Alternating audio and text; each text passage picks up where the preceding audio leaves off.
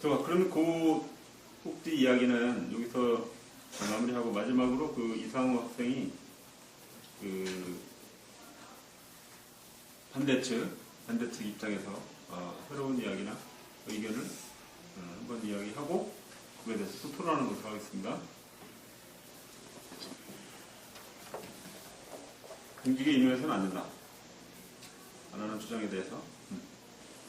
결정직이라는 결정직이라는 자리는 이렇게 비도덕적인 도덕적인 면을 되게 중요시하는 자리이기 때문에 비도덕적인 면이 고쳐진다는 확률만 믿고 자리에 임한다는 것은 신중하지 않습니다. 능력만 믿고 하는 것은 신중하지 않다.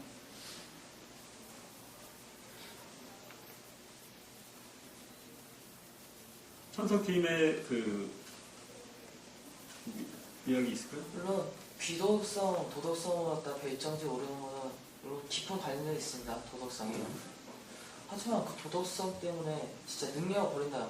아주 순박하지만 정말 도덕성이 정말 뛰어나지만 능력이 약간 떨어지는 사람, 그 사람이 그 자리에 앉는다면 일처리 하지 못하게 되고 아무리 공정한 판단을 하더라도 일처리 못하게 되면 그로 인해서 불이익이 당하는 국민이 생기지 않을까요? 앞서 그쪽에서 말했듯이 자리가 사람을 만든다고 했습니다. 그렇다면은 아까 말하신 그 도덕성은 좋으나 능력이 조금 떨어지는 사람도 그 자리에 올라가게 되면은 좀 더 열심히 하고 좀 더 창의적인 생각을 하여 그 업무를 좀 더 효율적으로 수행할 수 있지 않을까 생각합니다. 그럴 수도 있지만 인간의 한계가 존재한다. 천재랑 일반이랑 확연히 차이가 나죠. 뛰어난 사람과 못난 사람과 차이가 납니다. 그렇기 때문에 그 차이를 어느 정도 메꿀 수 있어도 완전히 뛰어넘거나 동등하지는 못한다고 생각합니다.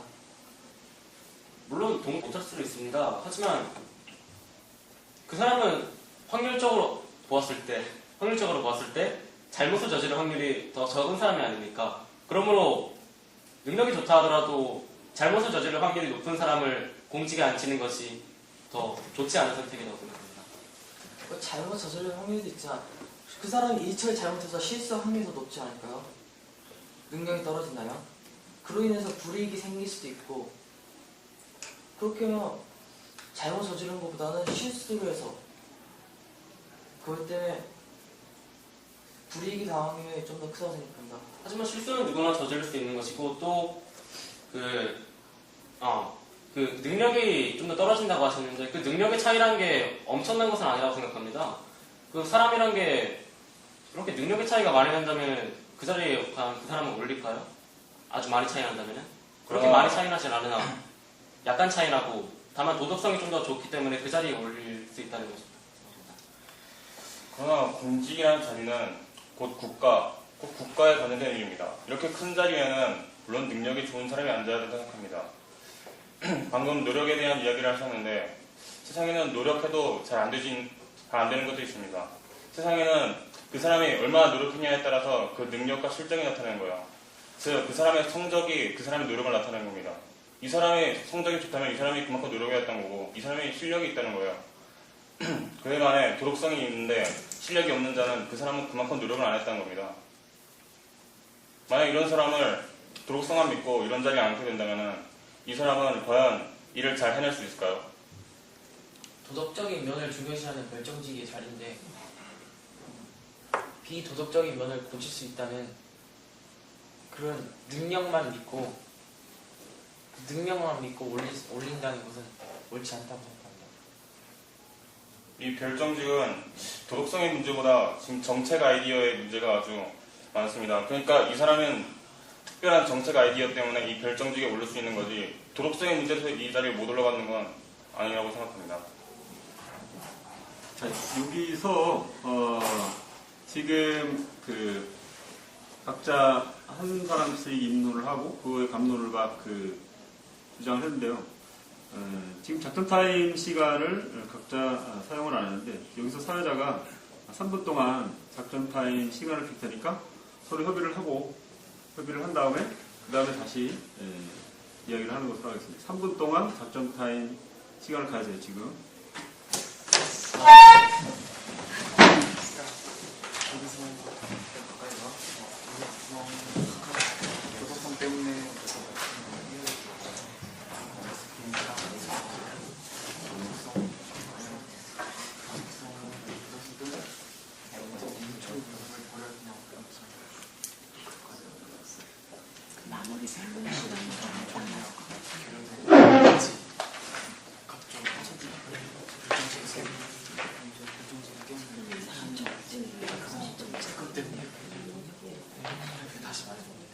아무리 그 도덕도 있어.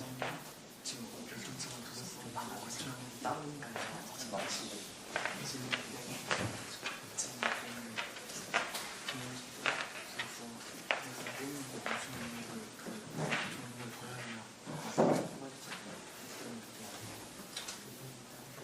선생님 하는데 잠깐 그 지금 우리가 한 25분 정도 지났는데요.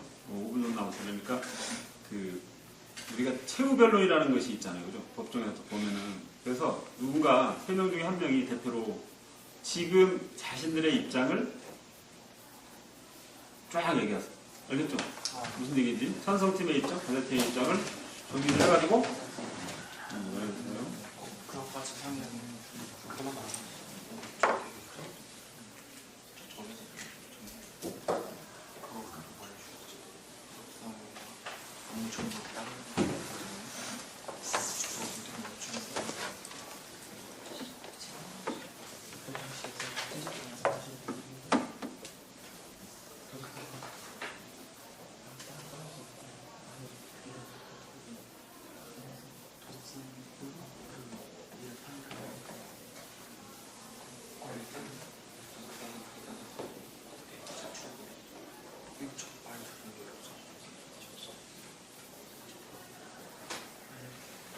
지금 보내면 쫙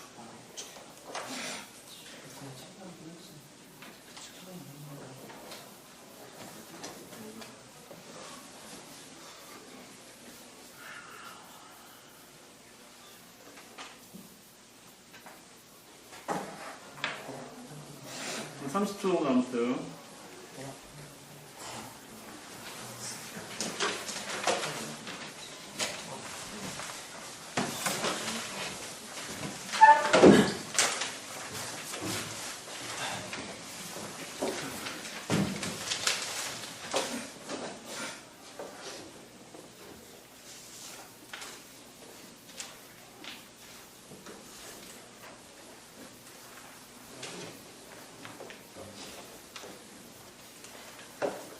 자, 그러면 준비가 됐으면 마지막 그 자신들의 주장을 일목요연하게 각 팀에서 한 명씩 대표를 하겠습니다. 선수팀부터 해주세요. 결론적으로 저희는 이 사람 임명을 찬성합니다. 물론 이 사람이 예전에 잘못 저지른 건 사실입니다. 하지만 이 세상은 실적과 능력으로 결정됩니다. 그리고 도덕성이라는 것은 언제든지 변할 수 있습니다. 만약 과거의 잘못은 이 사람의 능력과 권리를 묵살한다면 그것은 인권을 무시한 일이 되며 또한 이 사람의 능력으로 국가 발전할 수 있는 계기를 버리는 것이라고 할 수 있습니다. 이건 개인적으로나 국가적으로 아주 큰 손실입니다. 물론 요직이 않는 사람 천명해야 하지만 그 천명 한 가지만 고집해서 능력을 버릴 수 없는 것입니다. 그리고 애초에 그 나라에서는 능력이 뛰어난 자가 없기 때문에 능력이 뛰어난 그 홍길동 여사를 요직에 앉히게 된 것입니다. 그렇기 때문에 그 나라 사정을 봤을 때는 도덕성보다는 능력과 실적이 더 중요시돼야 된다고 생각합니다. 그럼 반대팀의 의견 밝혀주기 바랍니다. 행정부는 공익을 위한, 국민을 위한 일을 하는 곳입니다. 따라서 도덕성이 그러는 사람은 자신만의 이익이 아닌 공익을 위하여 일해야 하는 자리에 적합하지 못합니다. 또 그 사람의 능력이 뛰어나다고들 하지만 그 사람이 그 임용이 되는 자리는 별정직이라는 자리입니다. 하지만 이 별정직이라는 자리는 뭐 선거관리위원회 상임위원장 또 감사원 사무차장 등과 같이 다른 사람의 잘잘못을 가리는 그런 자리입니다. 그런데 자신 또한 법을 어기고 또 질서를 흐리는데 다른 사람의 잘잘못을 가린다는 것은 말이 되지 않는다고 생각합니다. 또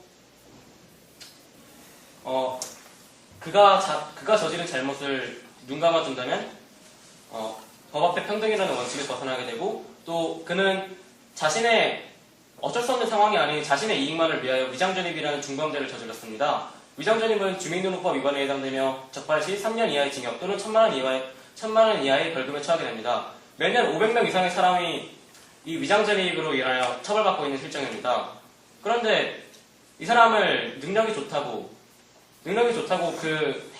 그 공직에 앉히고 그 죄를 묵과한다면 선량하게 살아가는 사람들을 우롱하는 처사입니다. 따라서 저희는 그 그 사람을 공직에 임용해서는 안 된다고 생각합니다. 이렇게 해서 찬성팀 주장과 반대팀 주장을 마지막으로 다 들었습니다. 이 토론을 이렇게 마치고 우리 심사위원 선생님들하고 같이 심사를 하는 동안에 잠시 기다려주기 바랍니다. 잠시 대기하세요. 동해.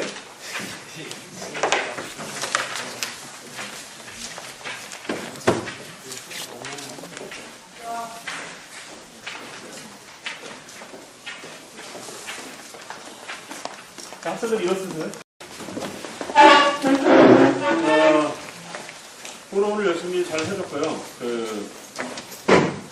토론을 어떤 방식으로 해야 된다, 또는 어떤 내용을 통해서 해야 된다, 이런 내용적인 이야기는 선생님들이 심사평이 하기는 힘들어요. 왜냐면 또 나가면 또 그 다음 팀이 같은 문제를 가지고 하기 때문에 토론하는 과정을 보니까 사실 찬성팀, 반대팀 상당히 잘해줬고요.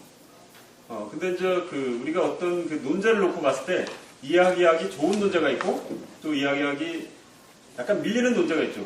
밀리는 논제임에도 불구하고 그것을 잘 했다면 그 팀이 이제 좋은 점수를 받을 수 있고 그래서 찬성팀 같은 경우 초반전에는 반대팀에게 상당히 처음에 밀렸는데 나름대로 막판에 열심히 했기 때문에 대기만성 팀의 승리로 하겠습니다. 네, 박수. 네, 고생하셨습니다.